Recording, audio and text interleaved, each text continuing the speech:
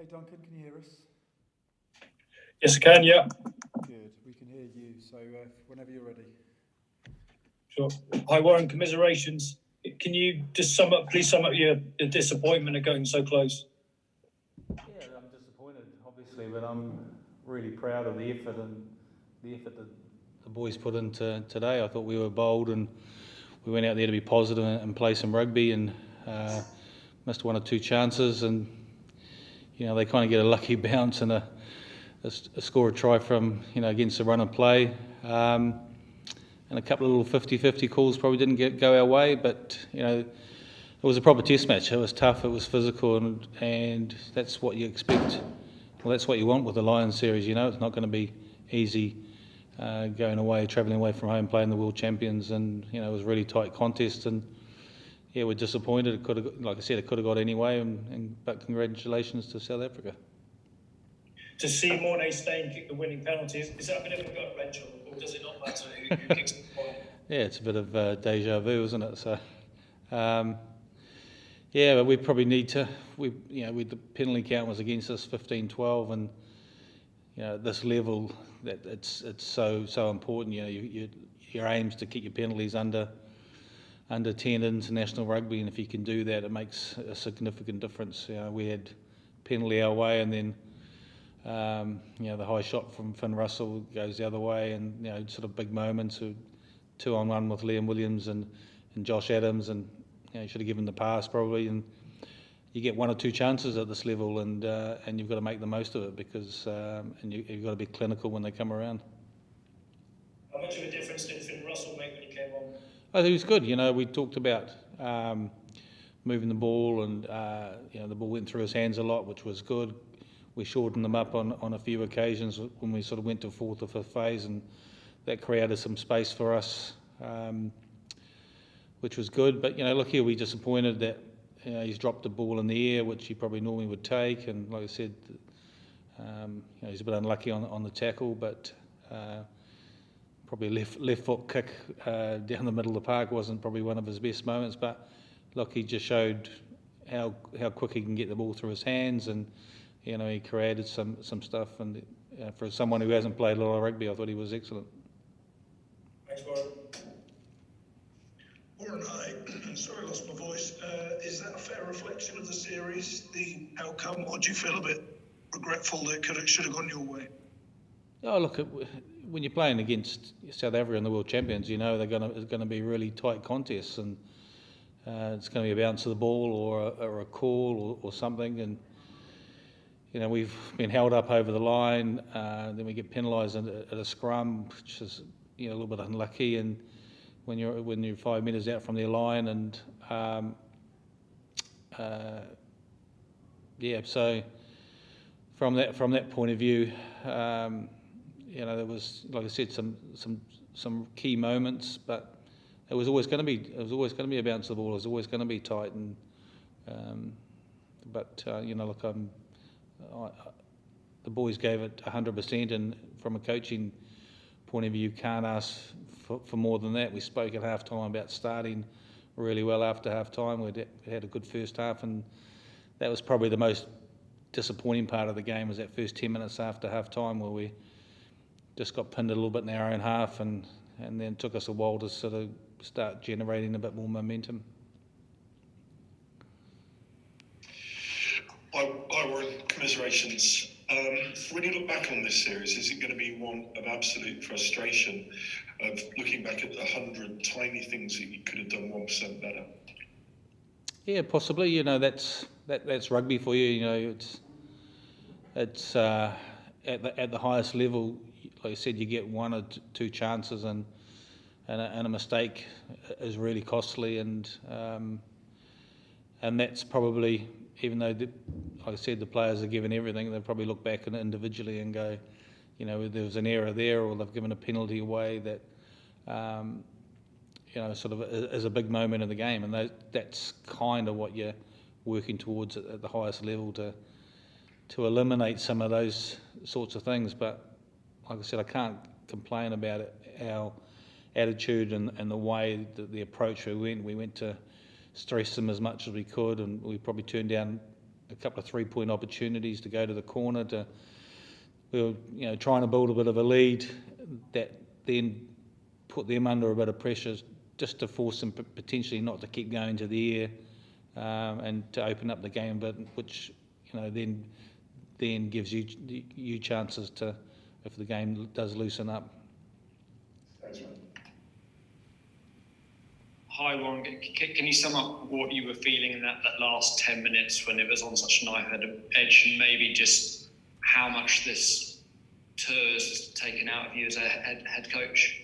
Yeah, it hasn't taken anything out of me. It's been a tough series. It's been exciting, and those are the sort of things that you want to be involved in. And at 16 all, kind of reminded me. I was thinking it reminded me a little bit of the World Cup semi-final. It's kind of you're thinking you've got to stay in this, and someone's going to get an opportunity towards the end of the game. And unfortunately, we're the ones that have been penalised and have conceded 3 points. So that's the kind of thing you just got to stay, be very, very clear in terms of that, and potentially play a bit of territory. Wait for a chance, because you are going to get a moment in those last few minutes when the game's so tight, and they were the team that got that.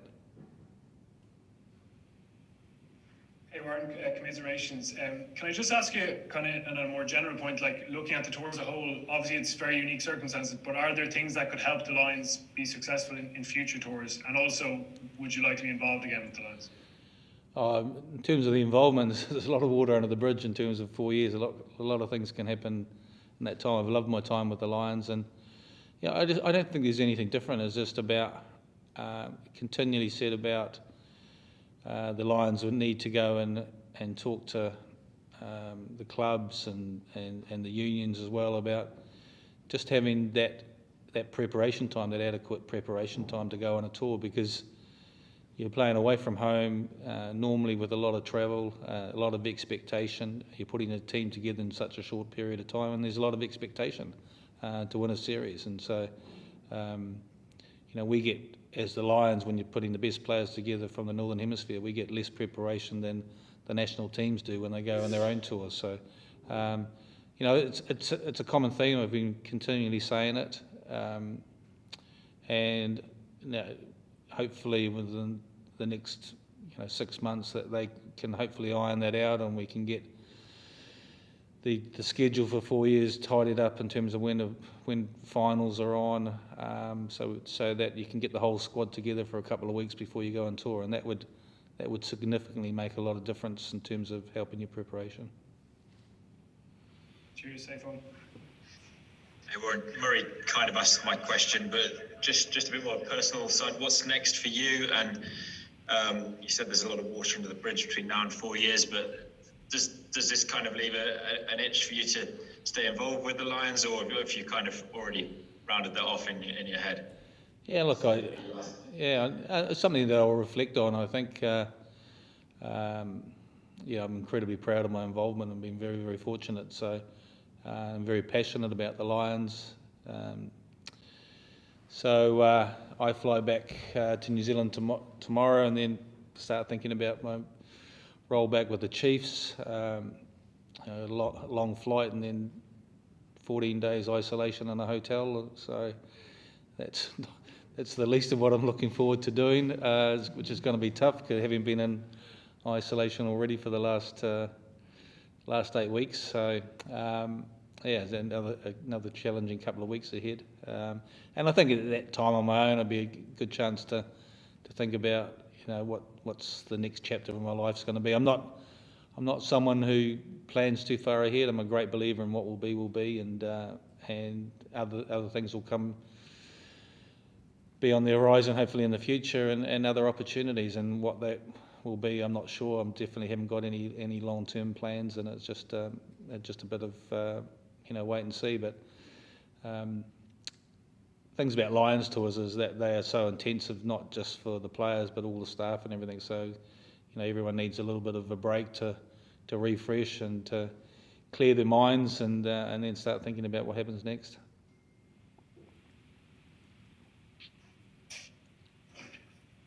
Warren, just a quickie. You bloodied a few new players. How did you find Marcus Smith and Sam Simmons in the squad when they've got very little experience of international rugby? Yeah, I just hope that they've learned a lot from this tour. Not so much from playing, but just from the other players around them in terms of the top players in the squad, in terms of their professionalism and the way that they train, all the extras they do, their recovery. So I think they definitely would have benefited from that. I think Marcus Smith is going to be a superstar in the game. I think he's incredibly talented. If he was probably at any other of the four home nations, he would have definitely been playing international rugby by now. And hopefully he gets that opportunity going forward,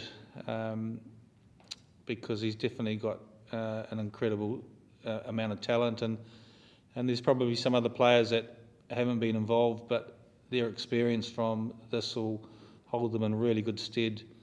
One for their national teams when they return home, but if they do get picked in 4 years' time for another Lions tour, that experience will be invaluable for them. And I thought, and a really good example of that, I thought Robbie Henshaw was excellent tonight, and he probably learnt from the experience 4 years ago, and that really brought him on and had really improved him as a player in the last 4 years. And I think there's going to be a number of players in the same boat, and then you end up with that mixture of really experienced players in the middle, and some youngsters who will really grow from being part of the Lions. Thank you. Okay, last one. Hi Warren, I was going just, I suppose, before we all sail off for the next 4 years, before this all disappears into the wilderness and we get back to the normal goings on. Just, you've touched on it already, but just kind of looking, as you said, you were talking about sorting out the fixtures and sorting out everything over the next few years. Just, can you put into words how important, you see how important it was for the Springboks to win today and how disappointing it is for you to lose? Just in the grand scheme of things, in terms of World Rugby, just how important is the Lions to professional rugby in this day and age? I think if you talk to anyone, you talk to the players that are involved, and that's the Lions players, and you talk to anyone from the Southern Hemisphere. There's two events on the world calendar, and they happen every 2 years. One, every 4 years. One's the World Cup, and the other one's the Lions. Those are the two things that players want to be a part of, whether you are selected for the Lions or whether you're players from the Southern Hemisphere. And it holds a lot of players back in the Southern Hemisphere who may be looking at other opportunities going overseas, and they might re-sign for the national teams for a year or two to be a part of playing against the Lions. It generates normally, when in normal tours, a huge amount of financial reward to the Southern Hemisphere teams, but it's special and it's unique. So, it's something that we need to keep. We need on that calendar, and we need to preserve, because it is a very important part of the rugby cycle. We know the Rugby Championship, we know about the Six Nations, and they're yearly, but these things in a biannual 4 yearly cycle are something that is extraordinary but incredibly unique and special. Cheers. Thanks, Warren. Appreciate it. Cheers. Last one, Joe. Warren, Jerry here. Commiserations. Could I ask you just one specific question about Lions tour itineraries moving forward? You've presided over a test series with midweek games in the weeks of the first and second tests, and now with that one, I presume there are pluses and minuses in both, but moving forward, which would you recommend? It's a really good question. It's something that we've talked about, and it's I don't know what the answer is to this, and it's as you go into a test match week, you want to be able to have the full preparation time with that test side, and there's been criticism in the past of us bringing in players to help protect that test team in preparation, but it's also hard on those players that aren't involved in the tests, in terms of that they don't really have rugby for sort of potentially 3 or 4 weeks, and keeping them part of it. One of the things about the midweek games it does keep them involved and keep them playing rugby, and so yeah, and that's a positive. So like I said, I don't know the answer to this. Maybe what Clive Woodward did in 2005 in terms of having two separate teams, is that the right model going forward? But then do you miss all the stuff in terms of the bonding that goes on? Are you devaluing the jersey a little bit by having sort of an A team and a B team? So look, I think there are really good discussions to have in the coming years about what is the right format and how does it work. And like I said, we've tried to bring in players in the past to bolster up that team that's playing in that midweek game before the test, and having everyone still engaged and involved. And we've also done it when we haven't done that, and it's been quite challenging for the Test 23, because you've got guys sitting on the bench on a Wednesday and being involved in a match where normally that would be a pretty tough training day for the test side in a normal test week. So yeah, I haven't really given you an answer, but it's really worth debating that as something going forward. Cheers, Warren. Safe travels. Cheers, thank you. Thanks, everyone. Thank you very much. Cheers.